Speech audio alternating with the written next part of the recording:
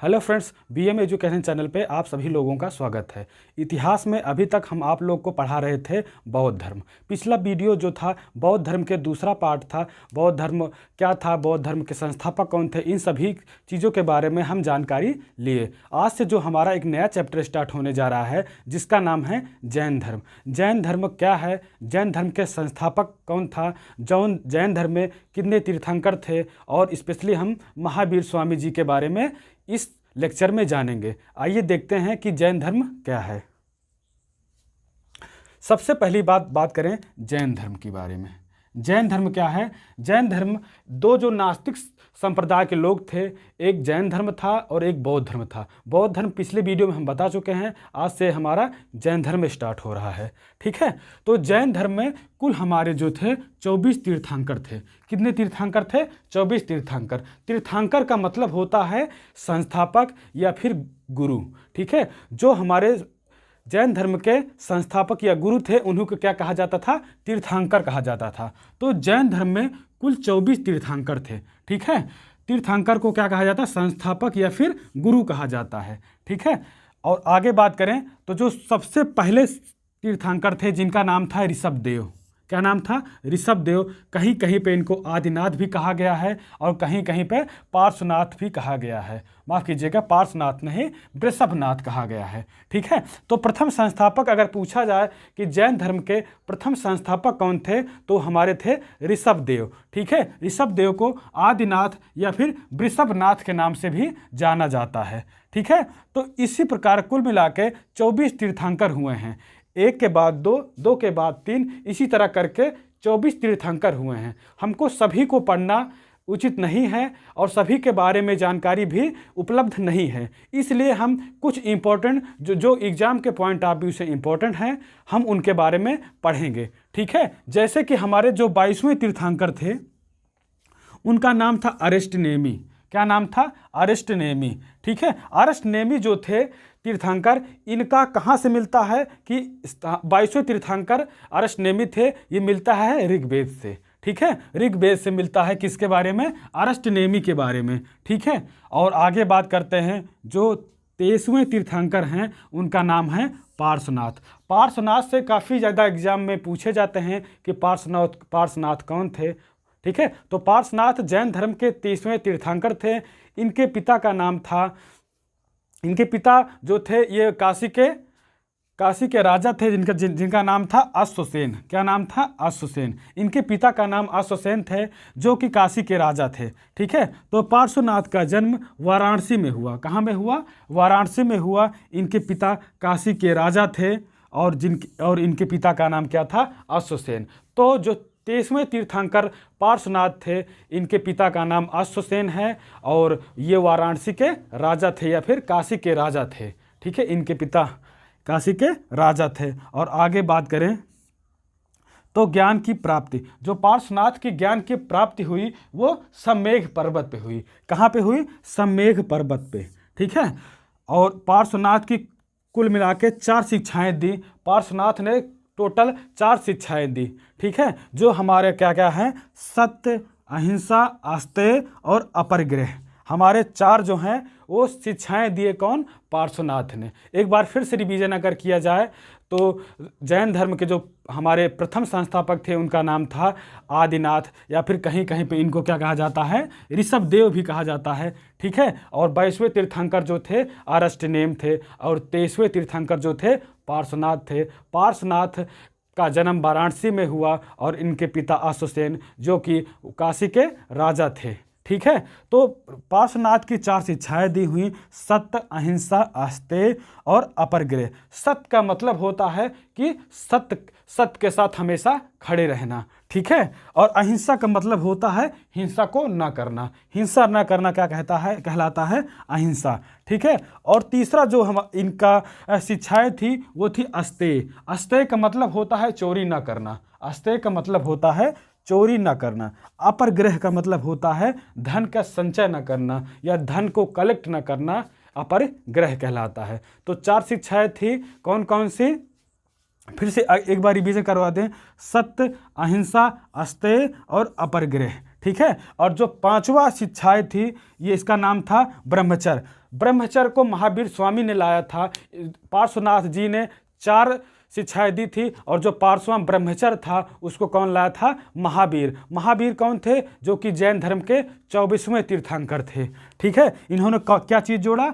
ब्रह्मचर्य, ठीक है। तो इन्हीं 5 शिक्षाओं को मिला के जैन धर्म के 5 महाव्रत कहलाए। कौन कौन से? सत्य, अहिंसा, अस्तेय, अपरग्रह और ब्रह्मचर्य। इन 5 शिक्षाओं को जैन धर्म के में 5 महाव्रत के नाम से जानते हैं, ठीक है। तो जो ब्रह्मचर्य है वो महावीर स्वामी ने लाए, ठीक है। तो अब महावीर स्वामी कौन है, इनके बारे में जानते हैं।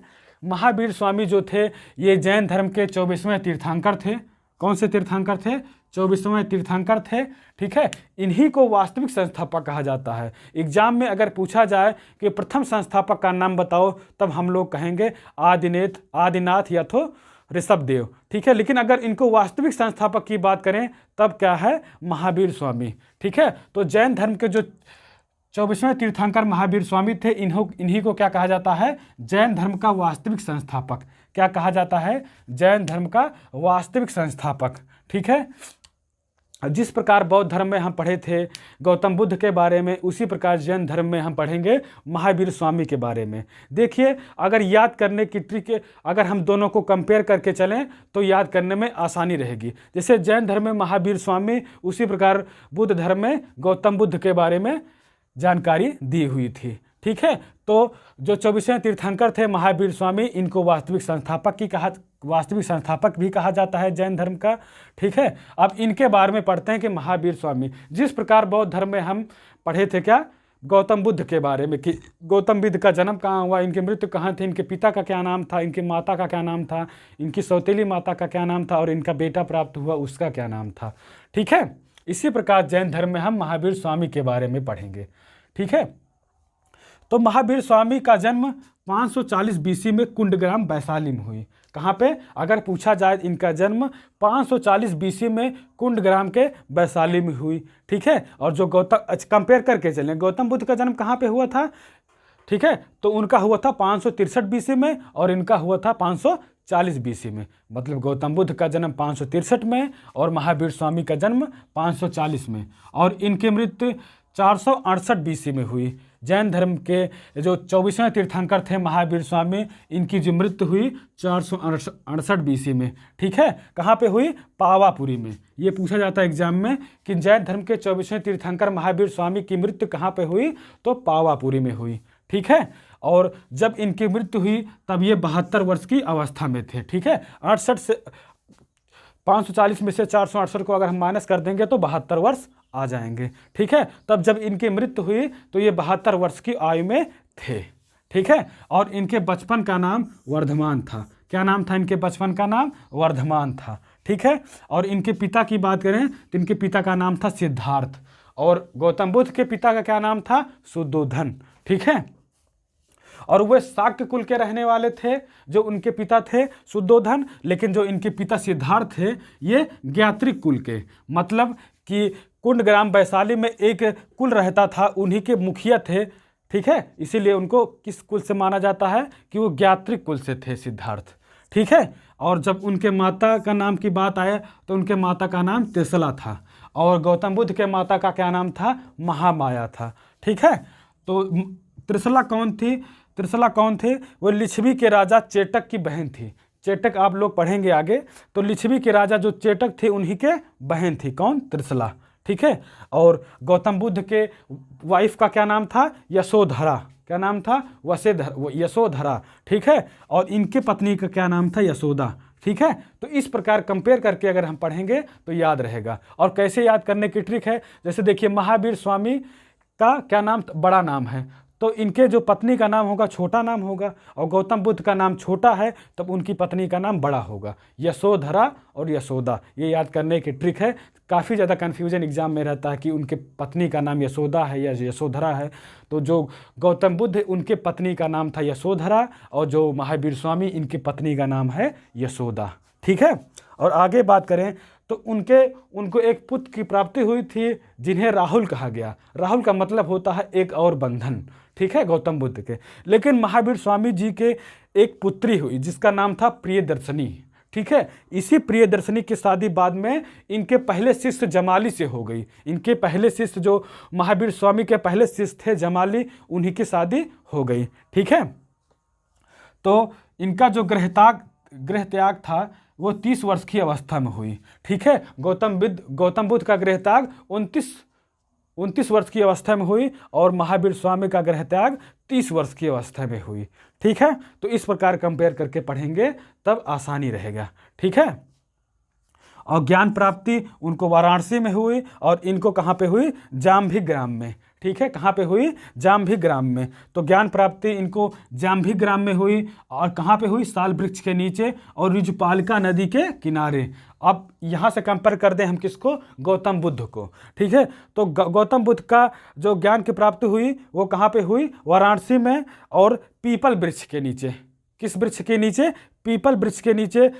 और इनके नदी के किनारे जो थी वो रिजुपालिका थी और उनके जो जहाँ पे ज्ञान प्राप्त हुआ वो निरंजना नदी के किनारे उनको ज्ञान की प्राप्ति हुई थी गौतम बुद्ध को, और महावीर स्वामी को रिजुपालिका नदी के किनारे इनकी ज्ञान की प्राप्ति हुई थी। इसी प्रकार हम एक बार फिर से रिवीजन कर लें एक एक करके। ये 24वें तीर्थंकर थे महावीर स्वामी। इन्हीं को वास्तविक संस्थापक भी कहा जाता है। इनका जन्म 540 BC में कुंड ग्राम में हुआ। इसी गौतम बुद्ध का जन्म 563 ईस्वी में हुआ, 563 BC में हुआ। अमृत इनका 468 में हुई, ठीक है, पावापुरी में हुई। और इनका बचपन का नाम वर्धमान था। क्या नाम था? महावीर स्वामी के बचपन का नाम वर्धमान था। इनके पिता का नाम क्या है? सिद्धार्थ है, जो कि ज्ञात्रिक कुल से बिलोंग करते थे। और इनकी माता त्रिशला जो कि चेटक की बहन थी। चेटक कौन था? लिच्छवी का राजा था, ठीक है। और इनकी पत्नी का नाम यशोदा था, जबकि गौतम बुद्ध के पत्नी का नाम यशोधरा था। और उनके जो एक पुत्र की प्राप्ति हुई थे उसका नाम राहुल था।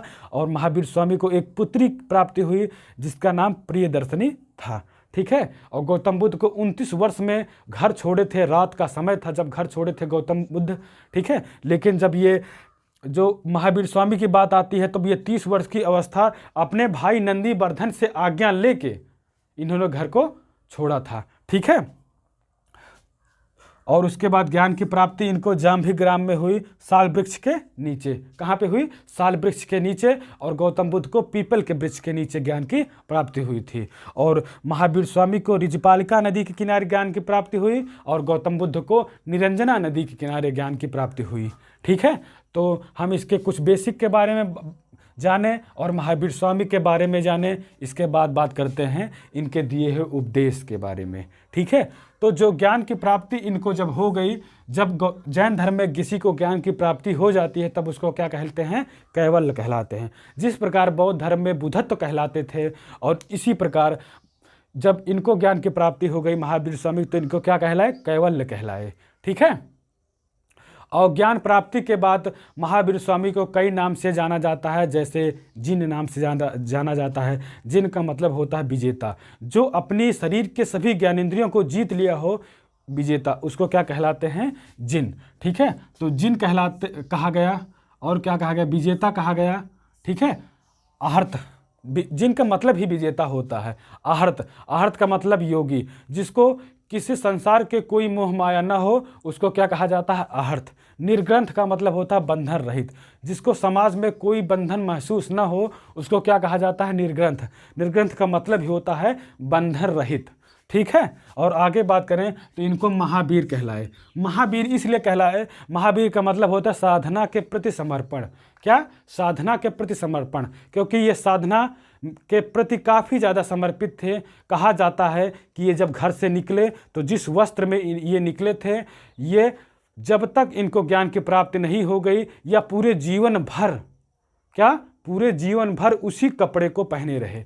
वो कपड़ा जो था धीरे धीरे कट कर गिरने लगा, तब तक वो वही कपड़ा पहनाए और निर्वस्त्र हो गए। और इसी निर्वस्त्र को जैन धर्म में माना गया कि ये एक जैन धर्म का एक पार्ट है, ठीक है। तो जो प्रथम उपदेश इन्होंने कहाँ पे दिया? राजगृह में दिया। कहाँ पे? प्रथम उपदेश राजगृह में दिया।